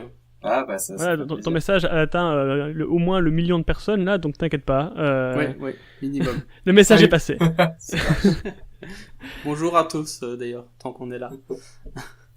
Et alors moi je me demandais donc tu as parlé tout à l'heure d'une nouvelle version de Leak Canary qui arrive, qui sort des boîtes. J'ai parlé de ça moi ou j'ai peut-être mal compris. On vient de faire la release 2.4 là, il y a quelques semaines. D'ailleurs, je vous conseille d'utiliser parce qu'il fixe pas mal en fait, dans la bêta 2.4, on avait un bug qui faisait que les Canary ignoraient un certain nombre de vrais leaks. Donc ça a été corrigé. La 2.5, elle est pas pour tout de suite. J'ai vraiment envie qu'on s'attaque à cette histoire d'out of memory error. Je sais pas si on aura une solution dans la prochaine release, mais au moins, j'espère qu'on aura la capacité de fournir les outils pour permettre aux gens, de l'analyser à côté et de même si ça n'a pas été capable de faire le truc super cool qui affiche dans le téléphone directement, au moins ça puisse le faire à côté et qu'on puisse le faire sur sa machine. Après, il y a aussi d'autres petits trucs que j'aimerais bien commencer je sais pas si je vais faire des articles de blog ou des pages de wiki ou ce genre de choses, mais expliquer comment, nous, on a construit tout un tas de choses en interne au-dessus de l'île Canaries. Donc, on upload les heap-dump, parce que, plutôt que d'avoir à les télécharger manuellement, en fait, alors c'est un peu crado. En fait, on envoie les heap-dump sur un channel Slack. En fait, j'ai créé une petite interface rétrofit vite fait, qui fait que dès qu'il y a un heap-dump avec un leak dedans, ça l'envoie dans un channel dédié sur Slack, et comme ça, tu peux aller regarder puis le télécharger directement depuis Slack. Ah purée, mais c'est énorme ça. Et ce qui est bien, c'est comme il y a pas mal de gens qui utilisent l'appli mais qui font pas forcément nous dire il y a eu un souci, j'avais le leak, tout ça, bah ça l'upload automatiquement. Donc ça c'est le premier truc. J'ai commencé par ça me permet d'aller télécharger les dumps, mais le problème c'est qu'il y a trop d'entrées dedans, voilà, c'est compliqué de suivre. Parce que voilà, ça il y a des gens qui l'utilisent tout le temps, donc il y a des rapports tout le temps. Donc le truc qu'on a mis en place, alors ça c'est encore un peu plus fun. C'est quelque chose qui va prendre la leak trace, donc finalement c'est une espèce de chaîne de noms de classe avec des noms de champs, et qui prend cette trace et qui la transforme en fausse exception, qui crée une exception complètement fake, mais où les lignes de l'exception correspondent aux lignes de la leak trace. Et après ça upload ça sur notre crash report dans un projet dédié. Donc nous là on utilise Bugsnag, mais on pourrait le faire avec Crashlytics. Et l'avantage c'est que derrière c'est groupé ensemble. Et donc ensuite, je vais sur ce site-là, je regarde tous les pseudo-crashs qui sont en fait des leaks, et je vois, bah tiens, il y en a 20 de celui-là, 2 de celui-là, donc je vais regarder celui où il y en a 20, et je vois comme ça quels sont les leaks les plus courants. Et après, le truc qu'on a rajouté au-dessus de ça, c'est qu'en fait, on a une intégration continue qui fait tourner des tests, des tests d'intégration, des tests UI tests, et ces tests-là, on les fait tourner sur toutes les pull requests en fait. Et ce qu'on a rajouté leak canary là-dedans. Et donc, s'il y a un UI test qui détecte un leak, le UI test plante et la PR est rouge. Et donc, en fait, en gros, l'idée, c'est que ça permet d'éviter que des leaks soient introduits carrément au niveau des pull requests. Donc, c'est assez cool. Ah ouais. Ah, ça va loin quand même. Bah ouais, je serais très intéressé par des articles là-dessus, donc si t'en fais, je serais le premier à les lire. Ouais, quand j'aurai le temps. ça peut être un bout de podcast aussi, hein. Ouais, là je dis rien. Je vous ai donné tous les outils pour le faire, hein, il suffit d'essayer, c'est pas compliqué. Mais clairement, en tout cas, oui, je vais certainement passer du temps là-dessus, un petit peu. Et là, maintenant qu'on parle de ton, des articles que t'écris, t'en as sorti un récemment là qui s'est fait remarquer notamment aussi par les gars de chez Fragmented sur le fait que vous aviez tendance à avoir des subscriptions qui se faisaient dans le donc à la fin de l'inflation. Ouais. Voilà, Finish Template, merci, je ne retrouvais plus, j'avais Finder en tête, je crois, quoi. Plutôt que Attach View et Detach View. Donc je pense aussi que ça vaut la peine. Peut-être tu peux en toucher un mot pour les gens qui sont pas très anglophiles et Ouais. D'ailleurs, ils en ont parlé dans Fragmented, j'ai pas écouté. Non, ils ont tweeté. Ah, ils ont tweeté, d'accord. Oui, ouais. Alors. Ouais, en fait, c'était un bug qu'on avait, on avait une fuite mémoire, et donc en cherchant, etc. Du coup, ça m'a permis d'apprendre, c'est exactement ce que je disais au début du podcast, c'est que j'ai pris le temps de bien le regarder et j'ai appris des trucs sur Android. J'en fais depuis 2009, mais je réapprends des trucs tout le temps. Et donc ça, c'était l'idée que on avait une view, custom view, et dans le unfinished inflate, en fait la hiérarchie vue est inflatée, gonflée, elle est gonflée. Et dans le unfinished inflate, on récupérait les sous-views et ensuite on se faisait injecter un authenticator et on faisait une subscription à l'authenticator pour savoir quand est-ce que le username est mis à jour pour ensuite mettre à jour une autre sous-view de cette vue parente.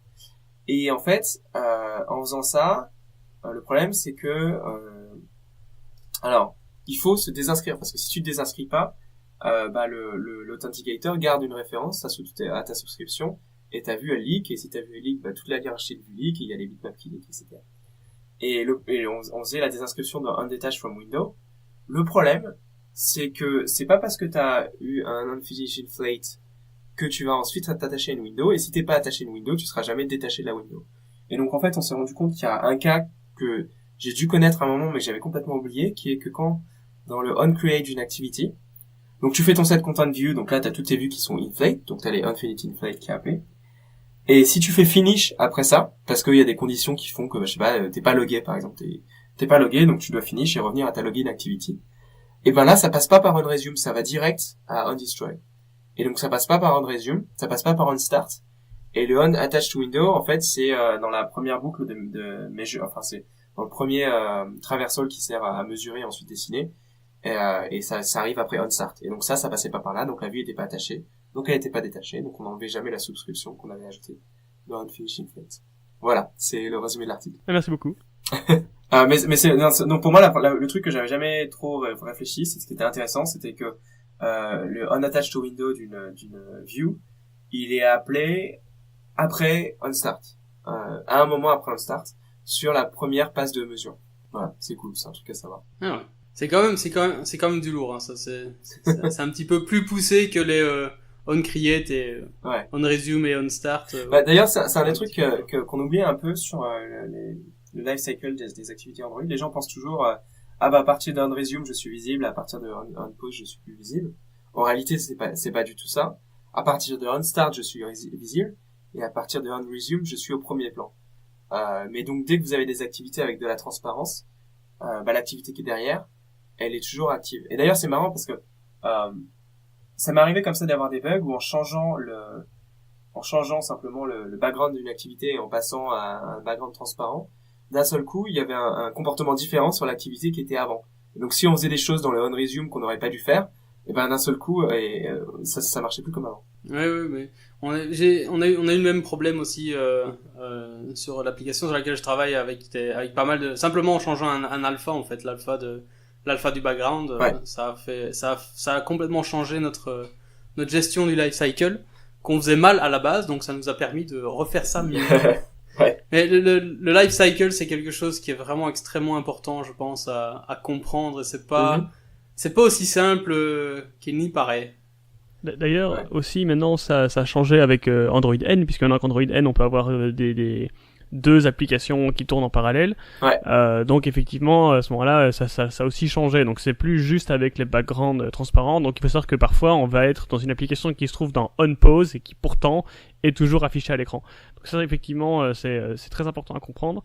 Et par rapport à ton article, en fait, j'en parlais parce que je l'ai lu début de cette semaine et ça m'a servi aujourd'hui parce que j'avais une subscription dans un view holder, et du coup, forcément, j'ai dû ajouter un listener pour savoir quand ma vue était attachée et détachée, pour être sûr que je puisse désactiver ma subscription et la réactiver au besoin.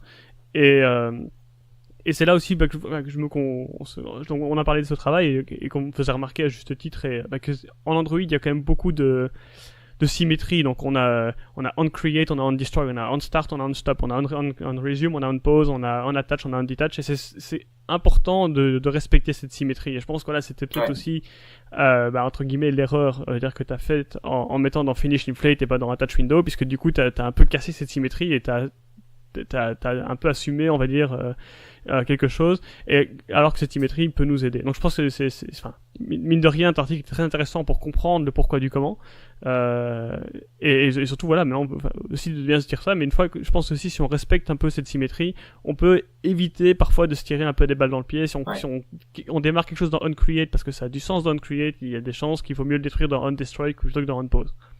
En fait, il y a une, c'est tout à fait vrai.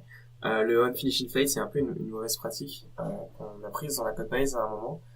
Donc déjà, il y a un premier truc, c'est que si ta vue, si tu veux l'enlever et puis la remettre ailleurs, tu vas avoir unattach, ondetach, mais le onFinishInFlate, il arrive qu'une seule fois. Donc déjà, ce sera un problème.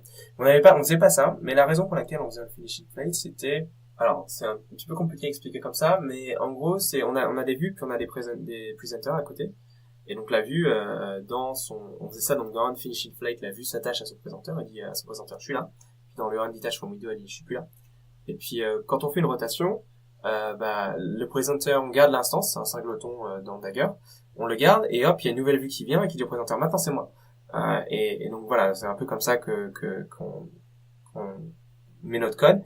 Et donc un des trucs qui était intéressant avec ça, c'était que je sais pas si vous savez, mais quand on fait une rotation, donc quand l'activité est détruite et recréée, ça se passe dans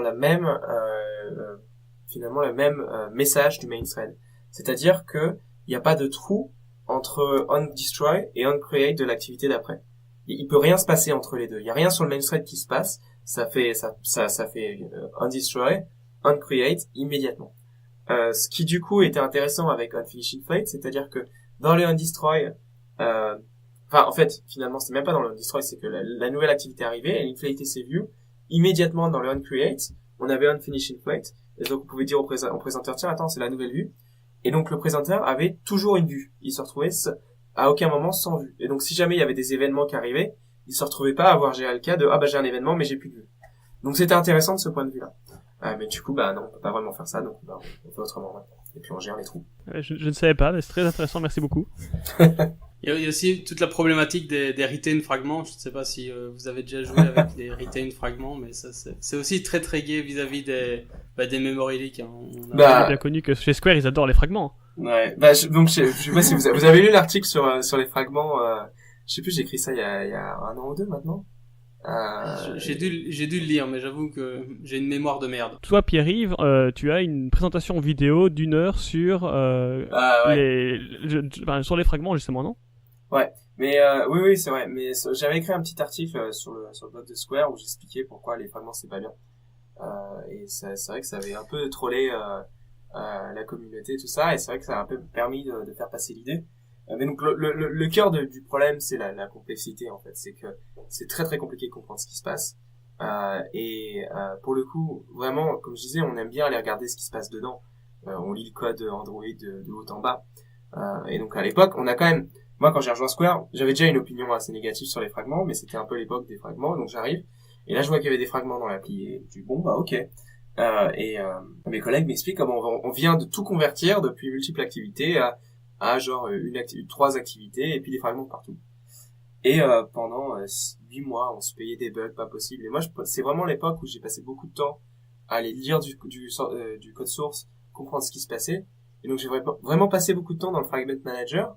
Et ce code est très compliqué à comprendre, très illisible déjà, mais ce cycle de vie, c'est asynchrone, ça va arriver, et puis il y a les états qui sont juste des ints qui montent 1 2 3 4 5 6 6 4 5 4 3 2 1, enfin, et il y a tout un tas de choses qui font que il y avait plein de bugs. Le code était très compliqué, mais c'est aussi lié, c'est-à-dire que le code étant très complexe, forcément ça introduit des bugs. Ça supportait pas bien au départ. Au départ, c'était pas prévu pour mettre des fragments dans des fragments. Ça a été fait parce que la communauté le voulait, mais du coup, ça introduit tout un tas de... On avait beaucoup de bugs avec les animations, en fait. Et les animations d'un fragment, dans un autre fragment, etc. Et donc, c'est pour ça qu'on est sorti du monde des fragments. Mais donc, est-ce que je suis familier avec Unretain? J'avais regardé un petit peu, et là, je suis plus à jour là-dessus. Mais la réalité, c'est que pour moi, tout ce que fait les fragments, en fait, comme ça a été fait dans la support library, ça veut dire que de base, on peut faire la même chose. Donc, si tu veux faire du code qui garde de l'état quand ton activité rotate, c'est pas compliqué. Tu peux.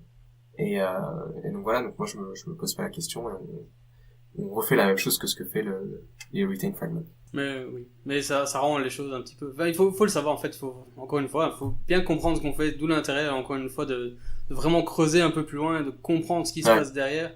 C'est vraiment clé, je pense. Je crois qu'un des trucs assez classiques, c'est, je me souviens, j'avais un pote qui, on était dans un bar, et là, j'ai ce problème de memory leak, machin et tout, et c'était avant les Canaries, mais j'avais tellement creusé le sujet, je lui dis, allez, je parie une bière, tu me donnes 5 minutes, je te trouve ton leak. Et donc, en fait, on a fait ça parce qu'il me montrait sa mémoire, ça montait, machin. Et c'était, en fait, je crois que c'était un dialogue fragment. C'était parce que c'était un dialogue fragment sous forme de classe anonyme, qui restait attach et qui derrière leakait les activités, des trucs comme ça.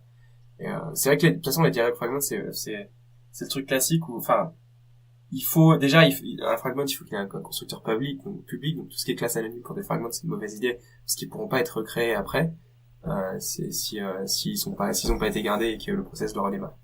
Donc voilà, donc c'était assez rigolo. J'ai gagné la bière. Et t'as gagné la bière. Ouais. et donc en gros, ça veut dire, bière belge? Bonne question. C'était pas un bar belge. Non, c'était pas une bar belge. Mais j'apprécie beaucoup les bières belges. Pas plus tard qu'hier, j'ai bu comment ça s'appelle, Delirium très mince. Delirium, ah. Voilà, donc bon. Ça s'exporte si loin, waouh. Ouais. Faut pas croire, mais San Francisco c'est le monde des hipsters, donc pour tout ce qui est J'ai appris j'avais jamais appris autant de vocabulaire de bière en France, en fait, et en arrivant ici. Alors, du coup, je sais pas les traduire, mais les gens te parlent de trucs, t'as l'impression de faire une dégustation de vin, mais non, c'est de la bière.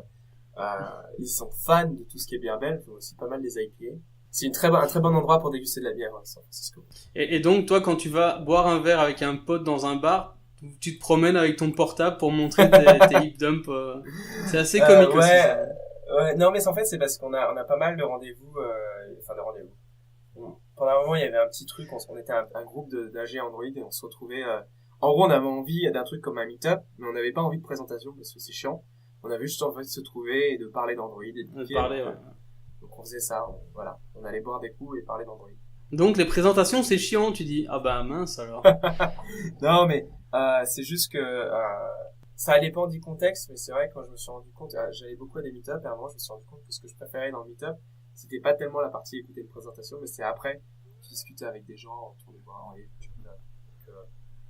Oui, mais c'est vrai, c'est le côté social, réseau social, ouais. Un peu, ouais, c'est vrai que faut que tu saches aussi que nous sommes, Benjamin et moi, nous sommes tous les deux des organisateurs de GDG. Ouais, est-ce que tu connais le GDG? Ouais. Donc voilà, on va quand même remettre l'église au milieu du village en disant non, les présentations c'est très bien.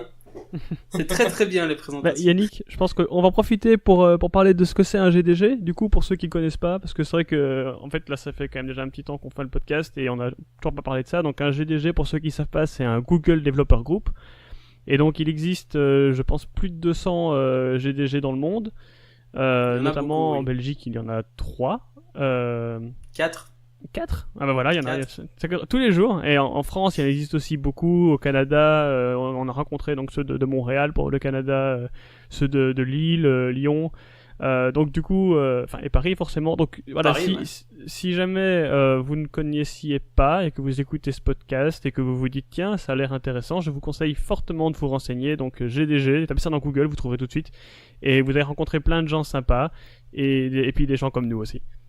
Donc, voilà. Il faut tout pour faire un GDG. Ils sont très sympas, je confirme. Et du coup, il y a des présentations qui sont aussi intéressantes qu'elles peuvent l'être. Je veux dire, évidemment, c'est chacun son truc. Il y en a qui sont plus intéressantes que d'autres en fonction des intérêts de chacun, mais le côté social après, quand même, moi, je trouve vraiment sympa, quoi. Là, je te rejoins complètement à ce niveau-là, Pierre-Yves. C'est vrai qu'au final, c'est vraiment chouette aussi de rencontrer d'autres gens qui partagent le même genre de passion, que ce soit un GDG ou un autre type de meet-up, en fait, simplement, Est-ce que vous organisez des DevFest aussi? Oui, justement, il y en a un qui vient ici en Belgique, à Bruxelles, le 22 et 23 octobre prochain. Voilà. Incroyable. Super.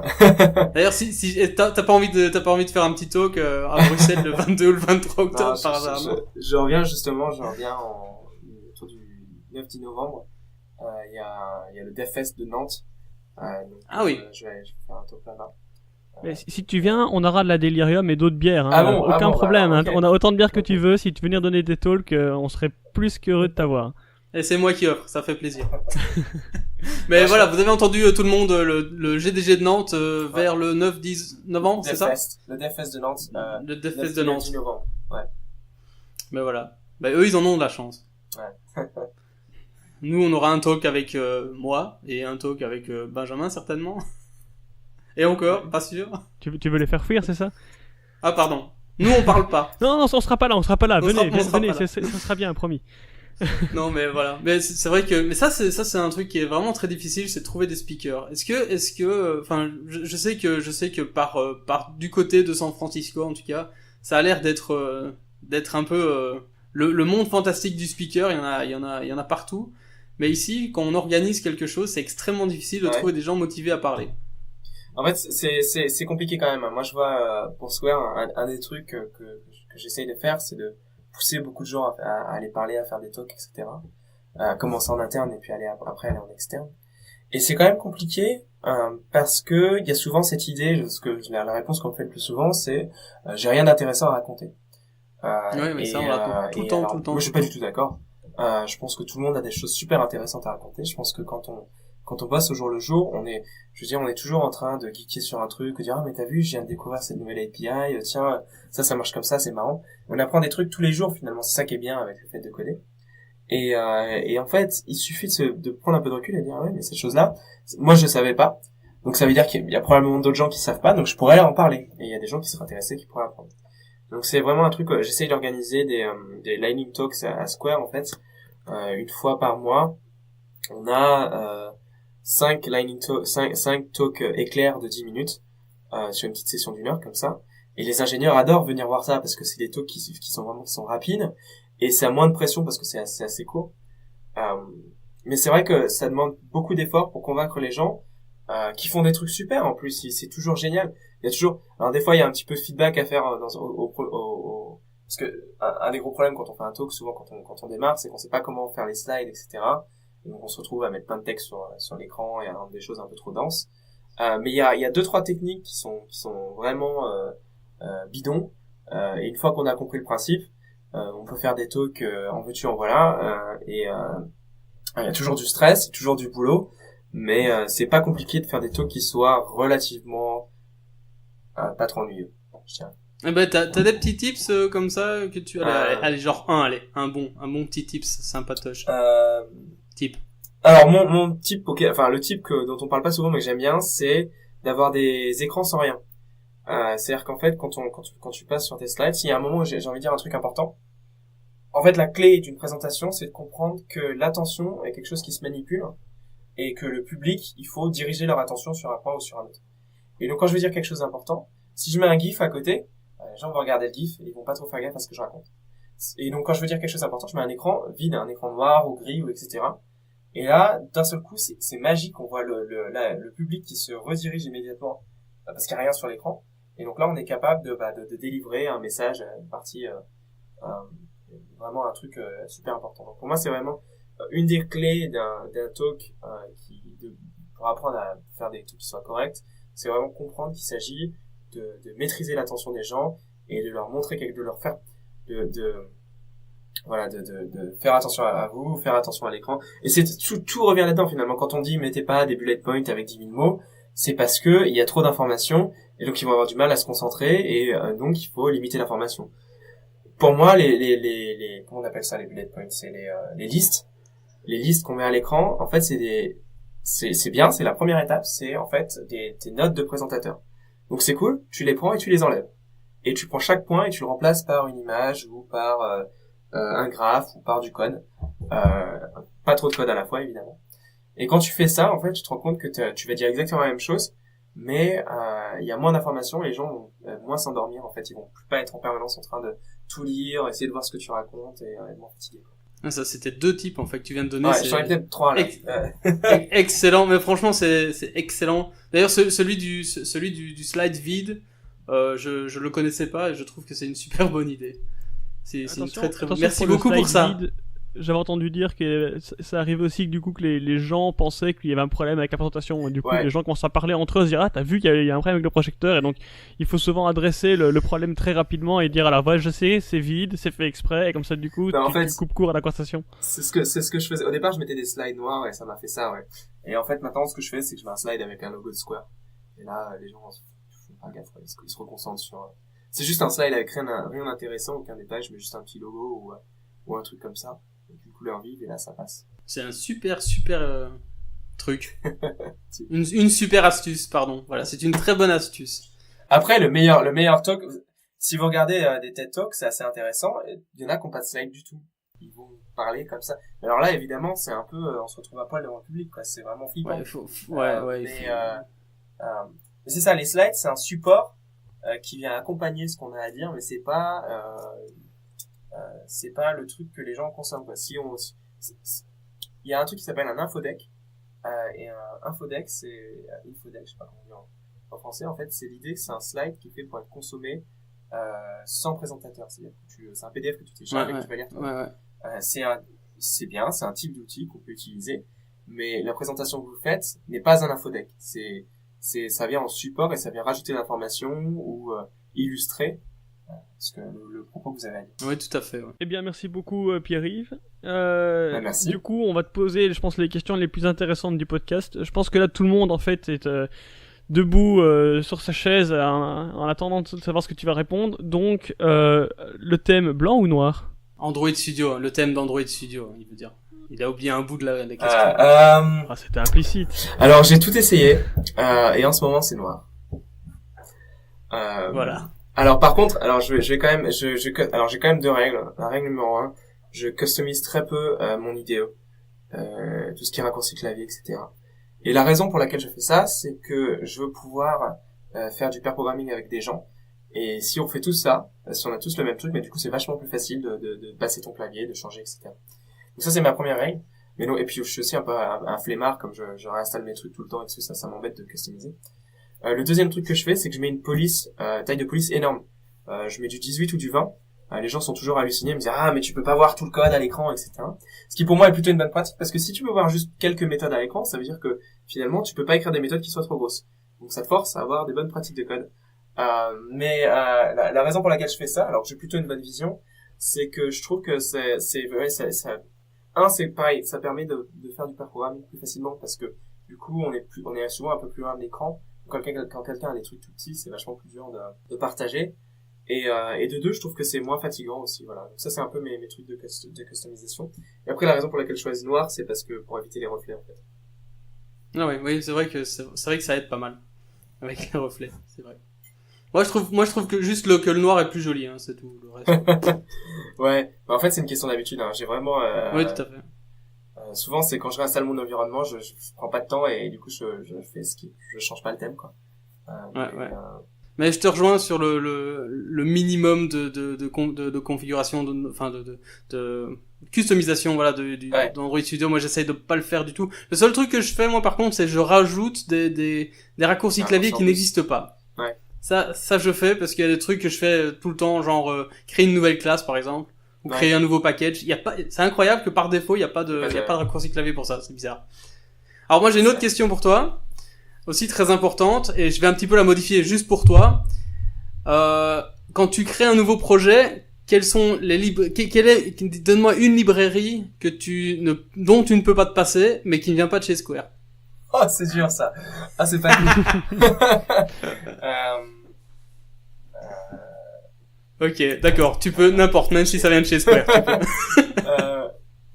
C'était un piège. Attends. Est-ce que j'ai quelque chose là sous la main? Il relève le défi. Si, bah non, Fragnum. mais si, ouais. On pourrait en parler de Fragnum, mais c'est une blague, hein, Fragnum. Il faut pas l'utiliser, hein. Mais si, pourquoi pas? Mais c'est un troll. C'est un troll. Mais ça marche. Mais en vrai, la réalité, c'est que Fragnum, tu prends et tu fais pas des images, parce que c'est pour déconner, c'est juste pour troller Colt. Mais tu reprends les principes de base et en gros, t'as une version super simplifiée de Flow qui peut servir à des gens si t'as besoin de faire une petite appli vite fait et que tu veux juste une navigation. Tu veux pas utiliser les fragments, ça marche vachement bien. Mais sinon, pour revenir à ta question, la support library. D'accord. Non, c'est très Ouais, cher. d'accord. Non, c'est honnête. Dans C'est pas fait par Square. Moi, Ouais. je crois. Non. Non, dans les livres, y a pas grand chose, si, Dagger. Allez, Dagger, mais bon, c'est pas non plus dans toutes les applis, on verra quand je fais une petite appli. Mais Dagger 1, c'est Square, mais Dagger 2, c'est Google. Aujourd'hui, j'utilise Dagger 2, donc voilà. Ah, vous utilisez Dagger 2 maintenant chez Square, ou c'est juste toi? Non, on est passé partout. On est passé à Dagger 2 partout. Il y avait au début, en fait, le problème avec Dagger 2, c'est que c'est plus, ça nécessite d'écrire du code un peu plus explicite et plus complet. Il est plus strict, en fait. La librairie est beaucoup plus stricte. Donc au départ, on avait un peu des doutes sur est-ce que ça nous permet d'avoir la flexibilité dont on a besoin pour nos tests, pour nos devs. Et aujourd'hui, en fait, donc c'est le temps qu'on commence à l'utiliser, qu'on comprenne bien les nouveaux patterns qu'on a besoin de mettre en place. Aujourd'hui, ça marche super. On a toutes nos applis qui soit ont été migrées, soit sont en cours d'être migrées vers Dagger 2. Ah oui, bah du coup, j'ai une petite question piège supplémentaire parce que j'adore ça. T'as déjà essayé ToSpeak? C'est cure-dent. Oui, le truc de Stéphane. Ça va, non. il a relevé, c'est bon. Non, j'ai pas essayé. Il nous en a beaucoup parlé. On était partis au ski ensemble. Je me souviens, il m'en parlait énormément. Il avait ce super projet qui allait arriver, tout ça. Non, j'ai pas essayé. Je trouve que l'idée est assez cool. Mais moi, j'aime bien en fait, le truc de ToSpeak, en gros, c'est, si j'ai bien compris, c'est l'idée à la fois d'avoir du scope management, d'avoir un truc à la Juice, Robot Juice, mais avec des performances qui soient dignes de Dagger, en gros. De Dagger, ouais. Ouais. Et donc ça, c'est cool. Après, bon déjà, comme nom, on aurait pu mieux faire parce que c'est un peu crado. C'est cure-dent en gros. Mais non, ça c'est pour les trolls. Mais c'est surtout moi j'apprécie. J'espère qu'il écoutera. Ah bah j'espère. Mais j'apprécie surtout moi le fait avec Dagger d'avoir la compile time safety et donc de savoir à la compilation quand est-ce qu'on s'est planté. Et le principe de ToSpeak c'est justement de pas faire ça, d'avoir plus de flexibilité, mais moins de filets de sauvetage quoi. Ah bah tiens, c'est marrant, on disait justement l'inverse. Moi j'ai eu pas mal de problèmes avec Dagger 2 justement au runtime. Ah ouais. De part d'oubli, enfin des bêtes trucs, l'oubli de mettre une méthode inject, de déclarer une méthode inject pour ton type particulier. Ouais. Tu peux faire et là si par exemple un truc qui me rend dingue, c'est tu peux faire si t'as une classe de base, donc c'est une hiérarchie, tu mets un inject sur la classe de base et sur ta classe enfant, bah il va pas recevoir les injects en fait. Ouais. Et donc du coup là tu peux avoir des crashs au runtime. Ah bah oui mais non. Ouais, mais en fait, ce que je comprends pas, c'est que, oui. C'est pas ta faute, hein, je t'en veux pas, je t'en veux pas personnellement. Je vois pas tant. Ça veut dire que tu utilises la réflexion à un endroit, parce que normalement, t'as forcément des méthodes qui soient sur tes components. Tu parles de Dagger 2 là ou de Dagger 1? Ouais, Dagger 2, genre, ouais. D'accord. Parce que sur tes components, normalement, t'as soit des méthodes qui retournent des types, mais là, je suppose que comme tu parles d'injection par constructeur, tu parles d'injecter des views ou d'injecter... Non, en fait, je t'explique plus concrètement. Imagine, ma classe de base, d'accord, Base Activity. Pardon, ouais, ok, Base Activity par exemple, Base Activity qui va recevoir 2 singletons injectés par Dagger, d'accord. Dans le constructeur ou dans non, avec des annotations. Donc dans le onCreate, tu vas mettre ton inject this. D'accord, myComponent.inject this, d'accord. Et alors tu vas faire un truc du style my class child ou my child class, my child activity, voilà, ça c'est un super nom, my child activity, qui lui va faire un inject this aussi, mais qui va jamais recevoir ses enfants parce que en fait dans tes injects tu n'as pas mis la classe de base et la classe enfant. Ouais. Et à cause de ça, au runtime, ça plante. Ouais, c'est tout à fait vrai. Et c'est un des soucis, c'est parce que Dagger, lui, de son point de vue, il connaît que ta base activity. La méthode, elle est inject base activity, donc ça compile, ça passe. Et en réalité, si tu passes une sous-classe de base activity, bah, il connaît que base activity, donc il injecte ces champs-là. Oui, tout à fait. Ouais. C'est vrai que c'est un problème. Moi, je dirais, que l'approche qu'on a, c'est de pas faire le inject dans le parent et de pas fournir de méthode inject pour la classe abstraite parent. Et c'est pour ces méthodes-là, c'est uniquement les filles, les feuilles, les classes les plus basses dans la hiérarchie de classe qui se déclarent sur le component. Du coup, si elle est pas déclarée, t'auras une erreur. L'idée c'est de oui, tout à fait. Et là tu passes les trucs injectés aux parents via le constructeur ou quelque chose comme ça. Non, parce que le truc, non, t'as pas besoin, parce que en fait quand la classe enfant se déclare sur le component avec une méthode inject, normalement il me semble que ça va injecter tous les champs de la classe mais aussi celle de la classe parent. Et donc du coup c'est pas un souci. Ah bah oui, en fait j'ai jamais pensé à essayer ça dans ce sens-là en fait. En fait t'as juste à virer les injects des classes de base, des classes abstraites. Tu dégages toutes ces méthodes et ensuite tu t'en déclares une pour chaque classe feuille. Ouais. Ah ouais. Ok. Très bon point, merci pour ça. Donc Pierre-Yves, donc on a eu vent par Stéphane que justement tu étais tu expliquais souvent aux gens de faire eux-mêmes leur propre injecteur de dépendance. Je sais pas si ça se dit. Donc du coup, c'était quand même un sujet que tu maîtrises et je me demandais est-ce que tu as entendu parler de Tiger, la nouvelle librairie de Google, et qu'est-ce que t'en penses? Très rapidement. J'ai regardé très rapidement. On en a parlé sur un chat. En fait, il y a un espèce de chat secret international qui s'appelle le Android Study Group avec tout un tas de gens de la communauté Android. Et donc on allait discuter un petit peu. Alors j'ai pas trop le contexte. Ça ressemble à une blague, mais apparemment c'est pas une blague. C'est un gars chez Google. En fait, Google, leur truc c'est Dagger 2. Ils ont une équipe qui est payée, qui bosse à 100% là-dessus, entre autres choses. Et il y a un gars qui a décidé de faire une librairie qui serait plus rapide. On sait même pas pourquoi ou comment. Et qui a sorti son truc sur le GitHub de Dagger, sur le GitHub de Google. dans son coin. Les gars de Google, les mecs qui s'occupent de Dagger, c'était pas très très contents, donc ils m'ont un peu fait ajouter un truc qui disait ce n'est pas officiellement supporté par Google, je sais pas quoi. Après, pourquoi pas, hein. Bon, franchement, j'ai regardé vite fait, j'ai eu du mal il y avait pas d'exemple de ce que ça génère comme code. J'avais du mal ça avait l'air d'être un 1er avril, mais c'était pas le 1er avril. C'est très bizarre comme truc. Donc j'ai pas été regarder plus loin parce que je voyais pas en quoi c'était, ça explique, ça disait, ouais, c'est aussi rapide ou plus rapide ou je sais pas quoi, mais ça expliquait pas du tout pourquoi ce serait en théorie plus rapide. Et moi, je veux bien, tu vois, on peut discuter de Dagger 1, de Dagger 2, de Juice et même de Spring, et on peut essayer de comprendre pourquoi il y en a qui sont plus rapides que d'autres et des avantages et des inconvénients. Mais pour ça, il faut vraiment expliquer comment ça marche à l'intérieur, quoi. Mais Dagger, pour le coup, faudrait peut-être que j'aille creuser. J'ai pas trop osé au départ parce que je me disais, c'est une blague. Et en fait, apparemment, c'est pas une blague. Il y a vraiment un mec qui a lancé ce truc-là, mais j'ai du mal à savoir exactement à quoi ça sert, quoi. Bah, il s'est fait virer, en fait. Ah bon? Ah, c'est ça. Non, je ne sais pas du tout. Non, mais voilà. Mais c'est vrai que, c'est vrai que Stéphane, il parlait de ça parce que j'avais fait on avait beaucoup parlé d'injection de dépendance tous les deux et j'avais fait un talk après, où j'ai expliqué comment faire une librairie d'injection de dépendance. Et c'est pas tellement parce que, j'ai envie que tout le monde fasse sa librairie d'injection de dépendance. Enfin, on s'en fiche, vous faites ce que vous voulez.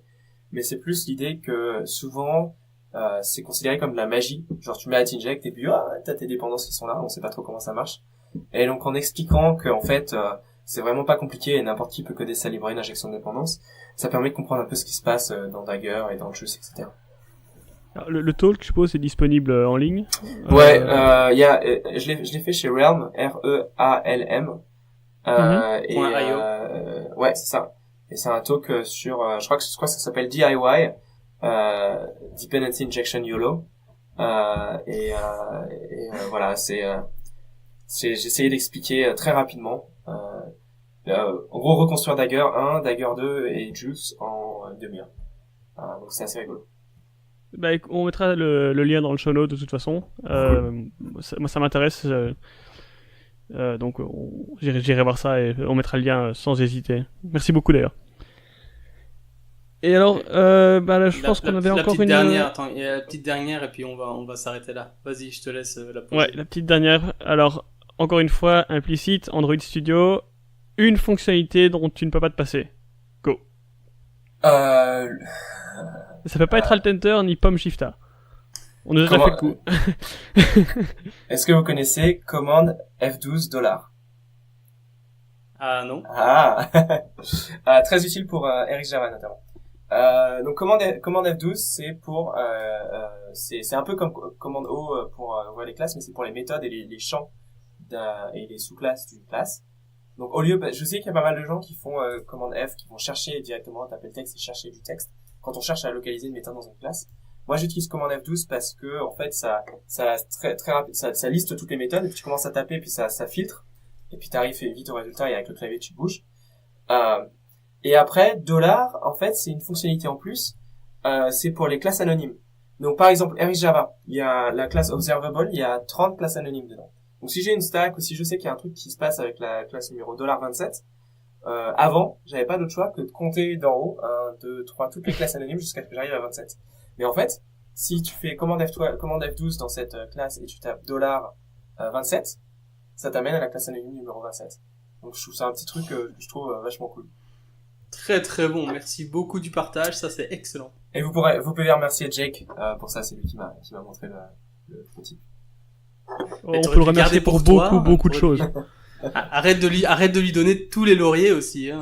Garde-en un peu pour toi. C'est lui qui fait beaucoup de choses. Hein. Bon, soit. Jake est un dieu vivant, on sait, ça va. Ouais. Ok, super. Ah si, d'ailleurs, en parlant de Jake, la petite anecdote quand même, il faut en parler. Il y a quelques mois, Jake m'a contacté en disant, voilà, je veux avoir un chien et je veux qu'il ait un nom français. Bon, moi je lui proposais Baguette, mais il avait pas l'air très intéressé. Et donc son chien, le chien de Jake s'appelle Olive. Parce que c'est un French Bulldog. Voilà, c'est la petite anecdote. Ah, voilà. Donc il y a un petit peu de français en Jake quelque part. Et c'est exactement ça. Voilà. L'espoir n'est pas perdu que peut-être un jour il passera dans Android Leaks podcast. Il va falloir lui apprendre le français. Il connaît déjà Olive, hein, c'est déjà un début. Bon, ben, quand t'as 5 minutes, tu sais ce qu'il te reste à faire. Hein. Je vais apprendre On le compte sur français. toi, on compte Bien sur sûr. toi, Pierre. On va créer une issue avec le label L.Ted. Ouais, ça marche. En tout cas, un très très grand merci d'avoir participé à ce Merci à podcast. vous. Ça fait vraiment très plaisir et c'était vraiment, en tout cas, moi j'adorais. Donc merci beaucoup beaucoup. Merci, Et, j'ai passé un super moment, c'est bien sympa. Bon là je suis dans une petite cabine de téléphone, je commence à la température à monter, je commence à Ouais, presque il doit faire transpirer. chaud. Donc c'est cool que ça se finisse, mais ça m'a fait vraiment super plaisir, c'est bien sympa. Ben c'est cool. Ben écoute, si les gens veulent te suivre, où est-ce qu'on peut te trouver, dis? Twitter, @py, mais à la prononce à la française, donc PIWAI. Ah oui, d'accord, c'est PY. Ouais, carrément, ouais, non, mais en français. fait, le c'est @PIWAI. Voilà, sur Twitter. Et puis, en fait, ouais, à partir de là, eh ben, vous pouvez trouver le reste. Mais, c'est le point d'entrée principal, on va dire. Super, merci. Et toi, Benjamin, où est-ce que les gens peuvent te trouver? Bah pareil, sur Twitter, @xzan. Et toi, Yannick? Et moi, on peut me trouver aussi sur Twitter, @theyan, THEYANN. Voilà, donc je crois que y a plus qu'à dire au revoir alors. Hein. Bah Au oui. revoir. Et encore un tout grand merci, Pierre-Yves, c'était vraiment Merci. extraordinaire. C'est super. Merci beaucoup et au revoir et à bientôt. Au revoir, à bientôt.